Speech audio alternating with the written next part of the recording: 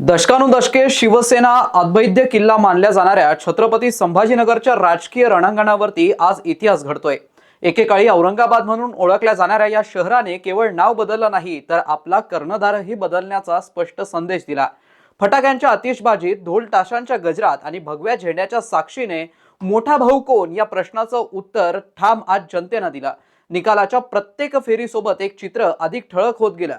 शहराच्या सत्ता केंद्रावरती आता एकनाथ शिंदे यांच्या नेतृत्वाखालील शिवसेनेचा भगवा झेंडा फडकताना दिसतो। ही केवळ एक महापालिकेची निवडणूक नाही, हा मराठवाड्यातील बदलत्या राजकीय वाऱ्यांचा जाहीरनामा आहे। परंपरागत समीकरण उलथवून टाकत जुनं गड नव्या नेतृत्वाकडे सरकलाय। संघर्ष, बंडखोरी आणि विश्वासाच्या कसोटीवरती उतरलेल्या राजकारणात संभाजीनगरने आज आपला निकाल दिलाय आणि तो निकाल एका नव्या अध्यायाची सुरुवात सूचित करतोय। बघूया या राजकीय रणधुमाळीचा विस्तृत आढावा आपल्या हक्काच्या चॅनलवरती। नमस्कार, मी अक्षय आणि आपण बघत आहात गोष्ट छोटी डोंगरा एवढी। चला तर सुरू करूया। छत्रपती संभाजीनगर, ज्याला आपण पूर्वी औरंगाबाद म्हणून ओळखत होतो, तिथे दशकानुदशके शिवसेनेचा बालेकिल्ला होता। मात्र आजच्या निकालांनी स्पष्ट केलंय की या गडाचा खरा मोठा भाऊ कोण। आता एकनाथ शिंदे आहेत। जोरदार फटाक्यांची आतिषबाजी, ढोल ताशांच्या गजरात कार्यकर्ते जल्लोष करतायत। शहरातील रस्त्यांवरती भगवे झेंडे फडकतायत आणि राजकीय वर्तुळात एकच चर्चा, संभाजीनगरात शिंदेंनी बाजी मारली। छत्रपती संभाजीनगर महापालिकेच्या एकूण 115 प्रभागांसाठी 21 डिसेंबर 2025 रोजी मतदान झालं। मतमोजणीच्या सुरुवातीला काही थरारक वळण पाहायला मिळाली। एका टप्प्यावरती तर भाजप इथे अपयशी ठरत असून राष्ट्रवादी आघाडीवर आहे अशी बातमी आली होती। अजित पवार यांच्या राष्ट्रवादीने काही काळ बढत घेतल्याने अनेकांच्या भुवया उंचावल्या, पण अंतिम चित्र स्पष्ट होताच महायुतीने घवघवीत बहुमताच्या दिशेने कूच केल्याचं दिसलं। विशेषतः शिवसेना शिंदे गट सर्वाधिक जागांसह आघाडीवरती राहिली, तर भाजपने सुद्धा भरघोस जागा जिंकत आपलं स्थान राखलं। काँग्रेस व इतर विरोधी पक्षांना मोजक्याच जागा मिळाल्या आणि उद्धव ठाकरे यांच्या शिवसेना उभाटा गटाला तर नाममात्र यशही मिळणं अवघड झालं। एकूणच मिळून शहराच्या तख्तावरती महायुतीचा झेंडा रोवला गेलाय। संभाजीनगरच्या अनेक प्रभागांमध्ये शिंदे यांच्या शिवसेनेचे उमेदवार आघाडीवरती होते। परंपरागत शिवसेना मजबूत असलेला परिसर तर निवडणुकीत थेट शिंदे गटाच्या खिशात गेलेत। उदाहरणार्थ, शहराच्या मध्यवर्ती हिंदू बहुल भागातील प्रभागांमध्ये शिंदे गटाने सहज विजय मिळवला। शिवसेनेचे जुने नगरसेवक ज्यांनी शिंदेंना पाठिंबा दर्शवला होता ते आपापल्या प्रभागातून मोठ्या फरकाने विजयी झाले। 7 माजी महापौर आणि असंख्य माजी नगरसेवक यांनी आधीच उद्धव ठाकरे यांचा पक्ष सोडून शिंदे यांना साथ दिली होती। या निष्ठावान स्थानिक वजनदार नेत्यांनी ज्या ज्या प्रभागात उमेदवारी केली तिथे विजयाची खात्रीच जणू आधीच झाली होती।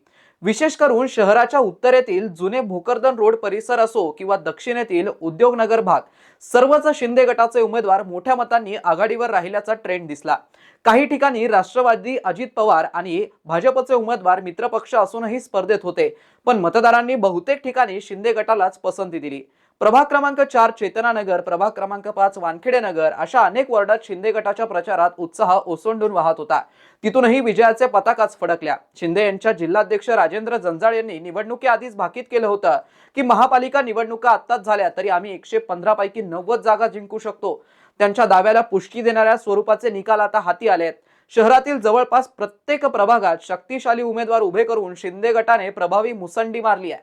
7 माजी महापौरांच्या साथीनं शिवसेना शिंदे गट इथे अक्षरशः एकतर्फी लढत जिंकताना दिसतोय। दुसरीकडे काही वॉर्डात मित्रपक्ष भाजप आणि शिंदे गटात सौम्य रस्सीखेच सुद्धा झाली, पण अंतिम ध्येय दोघांचंही महापालिकेवरती भगवा फडकवणं हेच होतं।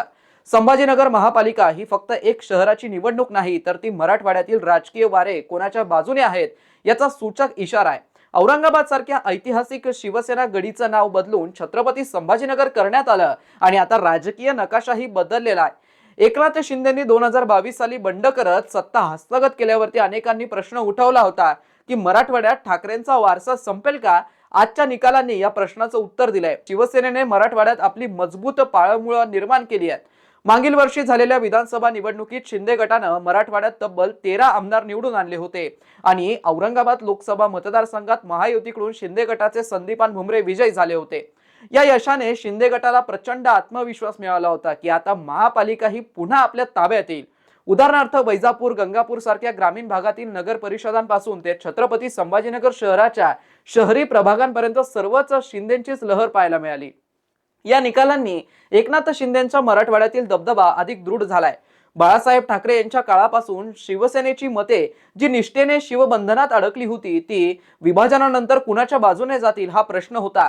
आता उत्तर स्पष्ट आहे. मतदारांनी शिवसेनेच्या शिंदे गटालाच आपला कळस मानलाय. उद्या जर मराठवाड्यात मोठं पक्षीय समीकरण बदल झालं तरी शिंदे गट इथे प्रमुख शक्ती म्हणून उभा राहील अशी खात्री आता निर्माण झाली आहे. या निकालाचा आणखीन एक महत्त्वाचा पैलू म्हणजे इतर प्रमुख पक्षांची कामगिरी. उद्धव ठाकरे यांचा शिवसेना उभाटा गट ज्यांच्या औरंगाबादवरती पूर्वी चांगलाच जम बसला होता त्यांना या निवडणुकीत जवळजवळ नामोहरम व्हावं लागलंय. शिंदेच्या बंडखोरीनं आधीच खिंडार पडलेल्या उद्धव सेनेला शहरातील 7ही माजी महापौर यांनी सोडचिठ्ठी दिली होती आणि थेट शिंदे गटात प्रवेश केला. त्याचा परिणाम असा झाला की उभाटा गटाकडे संघटनात्मक ताकद उरली नाही.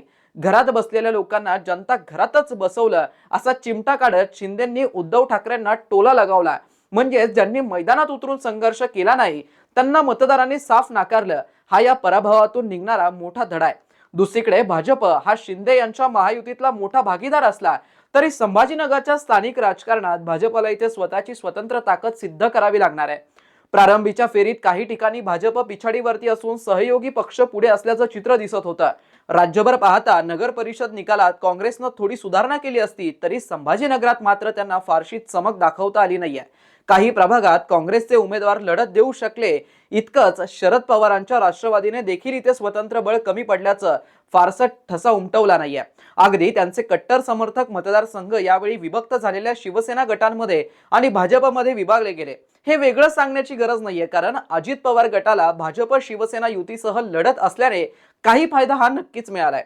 आणखीन उल्लेखनीय म्हणजे एमआयएम पक्षाचा प्रभावही या खेपेला कमी झाल्यासारखा भासतोय. निवडणुकीनंतर स्थानिक पातळीवरती आणि सोशल मीडियावरती उत्सुकता आणि प्रतिक्रिया दोन्हींचा पूर आलाय. शिंदे समर्थकांनी औरंगाबादचा राजा कोण शिंदे अशा घोषणांनी शहर दणाणून सोडलं.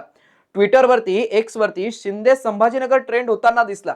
समर्थकांनी शिंदे यांना छत्रपती संभाजीनगरच्या स्वराज्याशी तुलना करून मराठवाड्याचा नवा धारकरी अशी उपमा दिली. काही ठिकाणी सामान्य नागरिकांनी मात्र शहराच्या विकासाबाबत आशावाद व्यक्त केला. महापालिकेत आता शक्तिशाली सत्ताधारी आली. आता पाण्याचा प्रश्न, रस्ते आणि उद्योग विकास होईल का अशी अपेक्षा असं मत अनेकांनी व्यक्त केलं. दुसरीकडे शिंदे गटाचे नेते तथा राज्याचे उपमुख्यमंत्री एकनाथ शिंदे यांनी या यशाचं संपूर्ण श्रेय जनतेला आणि आपल्या कार्यकर्त्यांना दिलंय. हा विजय म्हणजे आमच्या चांगल्या कामांची पावती आहे आणि ज्यांनी केवळ घरात बसून आरोप केले त्या नेत्यांना लोकांनी घरीच बसवलं अशी खमकी प्रतिक्रिया शिंदे यांनी पत्रकार परिषदेत दिली. त्यांच्या या वक्तव्यावरती सोशल मीडियावरून मिश्र प्रतिक्रिया आल्या. काहींनी शिंदेंचं कौतुक केलं तर काहींनी त्यांना हा टोला उद्धव ठाकरेंना व्यक्तिगत लक्ष्य करण्याचा भाग असल्याची सुद्धा टीका केली. एकूणच काय, स्थानिक पातळीवरती सामान्य नागरिक आनंद व्यक्त करत आहेत की शहरातील दीर्घकाळानंतर स्थिर सत्ता येईल. मोठ्या भाऊकडून आता कामाची अपेक्षा आहे, फक्त राजकारण नको असं म्हणत काही रहिवाशांनी पुढील वाटचाली शुभेच्छा दिल्या. तर महाराष्ट्राच्या आगामी राजकारणाची दिशा ठरवणारा एक संदेश सुद्धा दिलाय. एकनाथ शिंदे हा निकाल म्हणजे येत्या मोठ्या महापालिका आणि अन्य निवडणुकांचा फक्त ट्रेलर आहे असा दावा केला जातोय. विकासाला मत, गोंधळाला कमी किंमत असा मतदारांचा कौल असल्याचं ते म्हणाले. महायुती सरकारचा विकासाला मुद्द्यावरती भर आणि विरोधकांचा घरघर लोकांनी पाहिले आहे. महायुतीचा हा भव्य विजय म्हणजे लोकांच्या कौलांचा ट्रेलर आहे.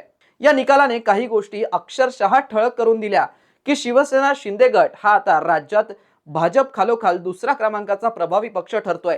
शिंदे यांच्या शब्दात, आमच्या शिवसेनेचा स्ट्राईक रेट उत्कृष्ट आहे. आम्ही कमी जागा लढवून जास्तीत जास्त जिंकल्या. महाविकास आघाडीच्या एकत्रित एकूण जागांपेक्षा अधिक जागा आमच्या शिवसेना शिंदे गटाने जिंकल्या. हे विधान फक्त बडाईखोर नव्हे, निकालांकडे पाहता हे वस्तुस्थितीलाही जवळपास खरं ठरतंय. उद्धव ठाकरे गटासाठी हा निकाल धोक्याची घंटा मानली जाते. एकेकाळी आपल्या नियंत्रणात असलेली महापालिका हातातून जात असल्याने त्यांना नव्या रणनीतीचा विचार करावा लागणार आहे. काँग्रेस आणि शरद पवार यांच्या राष्ट्रवादीला स्थानिक पातळीवरती पाया मजबूत करण्याचं आव्हान कायम आहे. पण सर्वात मोठा संदेश जनतेने परिवर्तनाचा कौल दिलाय.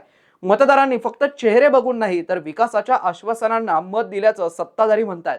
तर विरोधक ईव्हीएम पासून ईडी पर्यंत कारण देत आहेत की महाराष्ट्राच्या राजकारणात नवा अध्याय सुरू झालाय. एकनाथ शिंदेंचा उदय मोठ्या भावाच्या रूपात झालाय, ज्याच्या खांद्यावरती मराठवाड्यातील जनतेच्या अपेक्षांचं ओझ आहे. आता हे मोठे भाऊ त्या अपेक्षा पूर्ण करून दाखवतात का हे येणारा काळच ठरवेल. पण आजच्या या क्षणासाठी संवाद स्पष्ट आहे. संभाजीनगरने आपला कर्णधार बदललाय आणि नव्या कर्णधाराचं नाव आहे एकनाथ शिंदे. असेच माहितीपूर्ण अभ्यासपूर्ण व्हिडिओ बघण्यासाठी आमच्या YouTube चॅनलला सबस्क्राईब करायला विसरू नका। हा व्हिडिओ जर तुम्ही Facebook वरती बघत असाल तर आमच्या Facebook पेजला फॉलो करायला विसरू नका। त्यासोबतच आमच्या Insta पेजला फॉलो करायला विसरू नका। धन्यवाद।